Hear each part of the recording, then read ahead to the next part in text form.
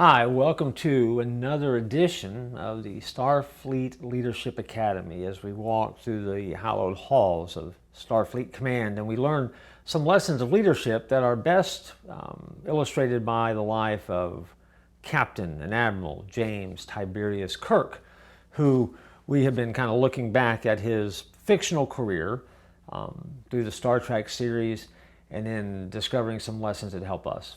A quote of Captain Kirk's. It says, "All I ask is a tall ship and a star to steer by."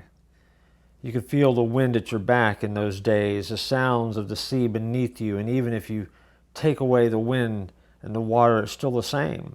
The ship is yours, you can feel her, and the stars are still there, Bones. And he's talking to Dr. Leonard McCoy, talking about his love for being a captain, and particularly the Starship Enterprise. Now, if you're a Star Trek fan, you know that the ship itself, the Starship Enterprise, was really one of the stars of the TV show. This fictional show created by Gene Roddenberry put this captain and his crew, when we first met them in the 60s on television, aboard the USS Enterprise. As the movies came along, newer versions of the Enterprise were released, and Starfleet would be something that would evolve over the years. But as you watched and you saw each and every movie, the thing that became clear was that James Tiberius Kirk was certainly a huge fan of the ship that he had been called to captain, the Enterprise.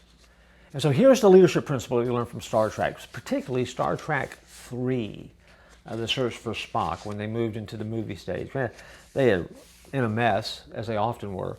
They're on a planet. The Klingons are threatening, and things look bad. And James Kirk did what no one thought he would ever do, but yet he did it anyway. He blew up the Enterprise. And that would be the leadership principle that I would share with you as a leader. If you're going to be successful as a leader in this thing called life or leading organizations, groups, don't be afraid to blow up the Enterprise. Now, when they did in the film, it was very cinematic, as you might expect. It was dealt with almost like a funeral. There's an iconic shot of the people that are on the planet looking up as the Enterprise literally just burns up, and they're playing what is just very sad music, and it's a very emotional scene as Kirk watches it happen. There's some dialogue about, you do what you have to do. You always make the opportunity for there to be life when there's death, and all of those kinds of things begin to unfold. But even in the midst of whatever it is that we're doing, there comes a moment where things just have to change. Blowing up the Enterprise was a radical change in the Star Trek lore and the Star Trek series. It was a moment of great change for Admiral Kirk, or Captain Kirk.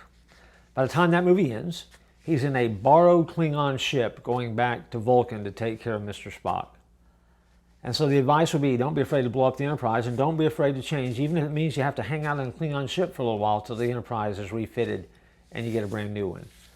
Change isn't bad, and change is sometimes necessary to do what you need to do to make the next thing happen, to get to the next level, or to even survive. And so that's a lesson that we learned in the halls of Starfleet Academy, and we once again thank Captain Kirk for teaching us that and reminding us of that. And so, live long and prosper. I'll look to join you again next time here